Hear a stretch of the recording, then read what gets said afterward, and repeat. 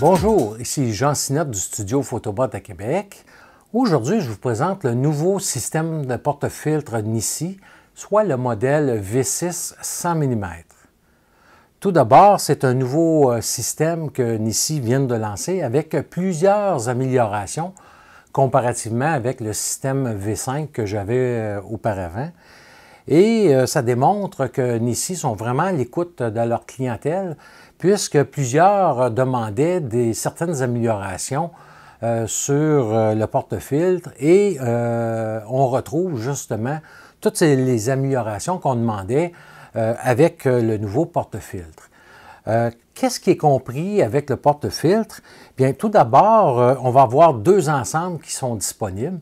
Le premier ensemble qui vient avec un filtre polarisant régulier, circulaire, alors que le deuxième ensemble, un petit peu plus dispendieux, lui, vient avec un filtre polarisant conçu pour les paysages.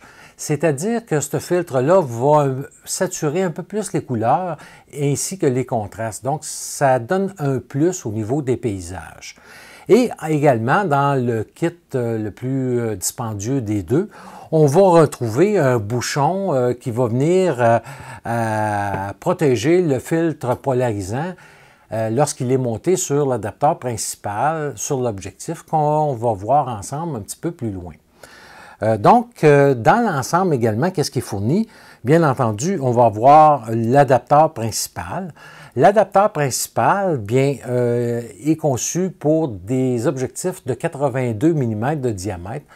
Donc, pour moi, c'est vraiment un plus parce que j'ai deux objectifs qui fonctionnent justement avec des diamètres de 82 mm, dont le fameux Nikon 105 mm 1.4, ainsi que mon Tamron 24-70 2.8 deuxième génération. Donc, à ce moment-là, je n'ai pas besoin de m'acheter un filtre polarisant supplémentaire. Je vais me servir à ce moment-là tout simplement de l'adaptateur principal et je vais le monter directement sur ces deux objectifs-là. On va avoir également dans l'ensemble trois bagues adaptrices. Présentement, j'ai la bague 77 mm de montée sur l'adaptateur principal. Et on va avoir une bague de 72 mm et 67 mm. Qu'est-ce qui arrive si, par exemple, vous auriez un objectif qui a 58 mm de diamètre? Bien, vous pouvez tout simplement acheter une bague adaptrice comme celle-ci, par exemple, qui partirait de 82 mm à 58 mm et le tour est joué et c'est des choses qui sont vraiment abordables. Vous pouvez avoir ça pour moins de 10 $. Ensuite de ça, on va avoir toujours inclus dans l'ensemble, dans les deux ensembles, un étui. Et enfin, Nissi nous arrive avec un étui souple et un étui qui est vraiment pratique, contrairement à l'ancien étui qui était fait en simili-cuir, une boîte dure et qui était vraiment pas pratique pour l'utilisation. Celui-ci, ils ont vraiment bien pensé à tout. On peut mettre à l'intérieur le porte-filtre, l'adaptateur principal, tout ce qu'on voit ici. Et en plus de ça, à l'arrière, on retrouve une sangle pour pouvoir venir la poser sur notre trépied lorsqu'on est en prise de photo. Donc, c'est terminé d'avoir l'ancien étui, avoir à se pencher parce qu'on l'a laissé à terre. C'est vraiment à portée de main. Et en plus de ça, qu'est-ce qui est intéressant, c'est qu'une fois qu'on l'a ouvert, il se rabat ici à l'intérieur pour laisser l'ouverture complète à nos filtres. Donc, je n'ai pas obligé à chaque fois d'aller enlever le velcro. Je peux avoir rapidement accès à mes filtres. Une fois que j'ai terminé, bien, je viens tout simplement le remettre en place. Et également, la petite sangle qui est à l'arrière, bien, je peux l'enlever pour pouvoir mettre l'étui à ma ceinture ou encore sur une de mes courroies sur mon sac à dos. Le porte-filtre, il est conçu en aluminium léger. Donc, vraiment un plus. Et je vous montre ici à l'écran la différence entre l'ancien modèle V5 et le V6. Pourquoi que c'est vraiment une grande amélioration? On voit que les côtés étaient beaucoup plus surélevés sur le V5 que sur le V6.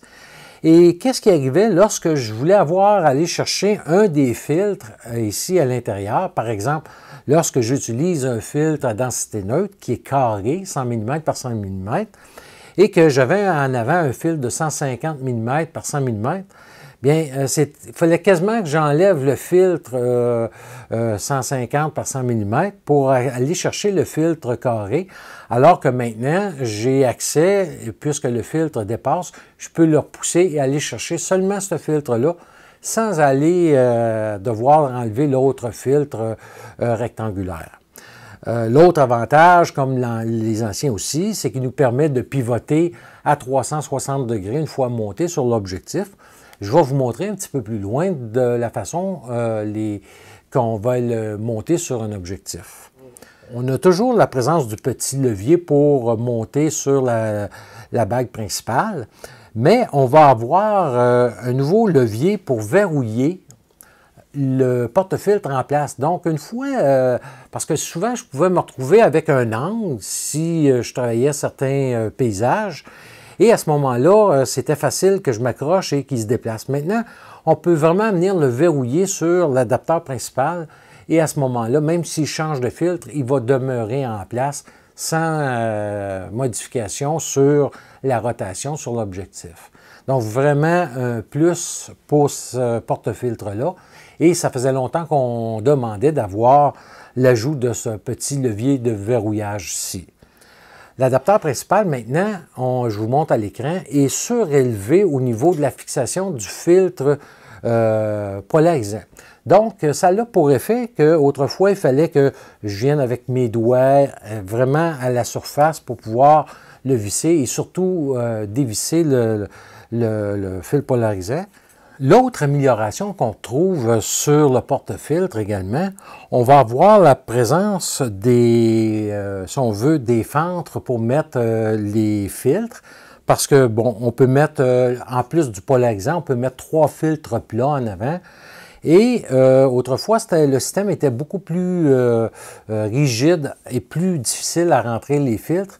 Maintenant, le nouveau porte-filtre, il est beaucoup plus facile d'accès.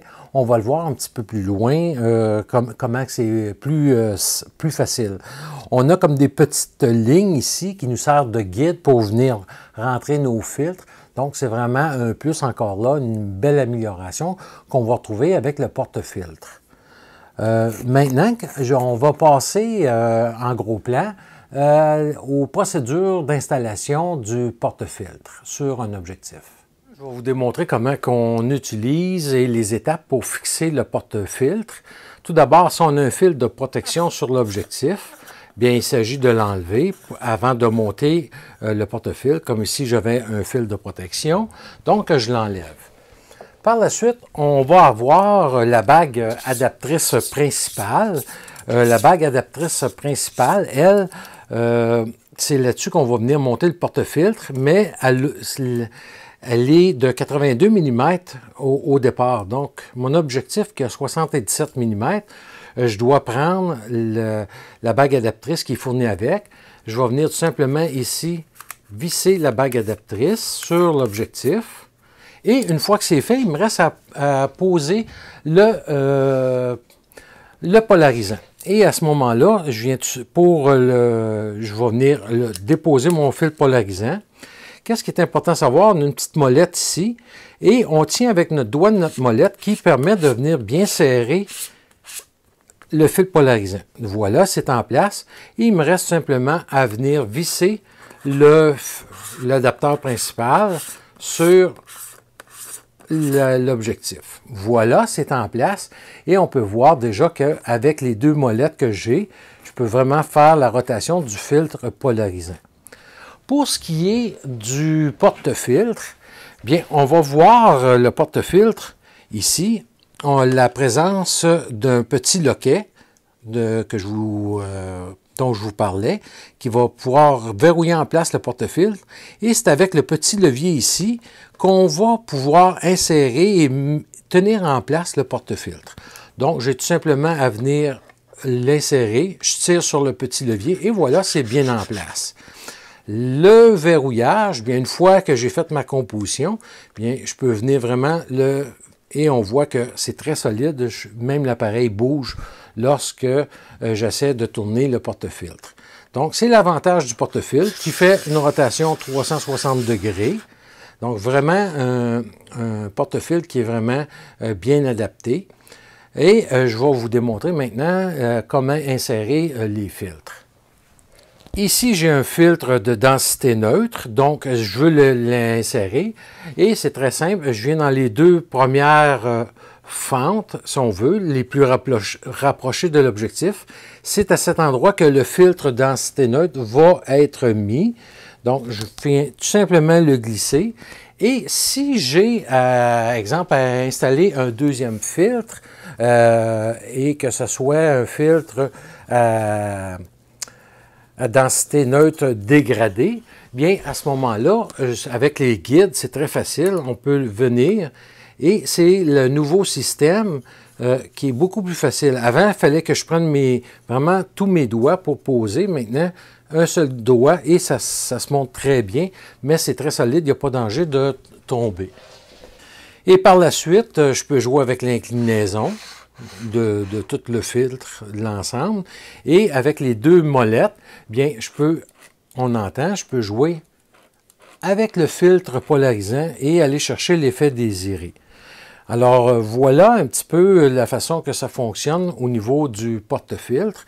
Donc, très facile, plus facile que l'ancien ensemble pour enlever les filtres. Une fois qu'on aura terminé avec notre porte-filtre, ben, on a tout simplement à venir désengager le loquet. Je tire sur mon petit levier et voilà, c'est tout. Et voilà où que le bouchon est vraiment bien utile, c'est lorsque je veux remiser mon appareil dans le sac ou juste l'objectif, plutôt qu'à avoir tout démonté, l'adapteur principal et tout ça, bien, le bouchon me permet de venir vraiment bien protégé et je peux vraiment, comme on voit, avoir l'objectif qui va être monté directement protégé avec le porte-filtre et à ce moment-là, c'est facile de le laisser dans le sac et d'avoir le capuchon pour le protéger et c'est quand même vite pour avoir accès. Donc vraiment un capuchon qui a été amélioré grandement et qui vient faire le travail. Maintenant, je vais vous donner un petit truc pour l'utilisation de filtres dégradés à densité neutre. Bien, au lieu d'utiliser le viseur, et c'est beaucoup plus difficile de bien enligner notre ligne d'horizon, j'aime bien passer par la vue moniteur. Donc, tout simplement, j'engage mon vue moniteur. Et à ce moment-là, je vais voir directement sur mon moniteur lorsque on voit la ligne apparaître. Et je peux jouer également avec le levier de verrouillage pour vraiment venir, si je veux donner une inclinaison. Donc, c'est la façon pour moi que je peux vraiment bien venir placer mon filtre dégradé à densité neutre au bon endroit.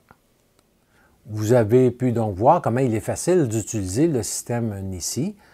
Il est bon à savoir qu'il est disponible un autre étui un peu plus gros, conçu sur le même principe que celui-ci chez Nissi, qui permet d'apporter 5 filtres rectangulaires de 100 par 150 mm et 4 filtres carrés de 100 par 100 mm, ou encore d'insérer l'adapteur principal avec le porte-filtre. Donc, quelqu'un qui a plusieurs filtres, bien, il est possible de se procurer en option le plus gros étui chez Nissi. L'ensemble de base, si on veut, est d'environ 250 $ et l'ensemble complet, comme celui que j'ai, est de 300 $. Alors, c'était le système de porte-filtre Nissi V6. Si vous avez des questions, bien, vous pouvez me les laisser ici tout simplement au bas de la page. Je me ferai un plaisir d'y répondre. Également, bientôt, je partirai en voyage auto, road trip, comme on appelle par chez nous, avec ma conjointe, où on va aller découvrir l'Ouest canadien et je peux vous dire que je compte bien utiliser à profusion le nouvel ensemble Nissi ainsi que tous mes autres filtres pour justement les photos de paysages. Et je ferai sûrement une capsule à mon retour avec tous les accessoires que je me serai servi lors de ce voyage-là. Et surtout, vous pouvez aller sur le site de Amazon Canada ou si vous êtes en Europe, Amazon Europe, où vous pouvez voir les produits Nissi. Ou encore, vous pouvez vous informer auprès de votre revendeur local. Plusieurs tiennent la marque Nissi. Alors voilà et merci beaucoup. À la prochaine.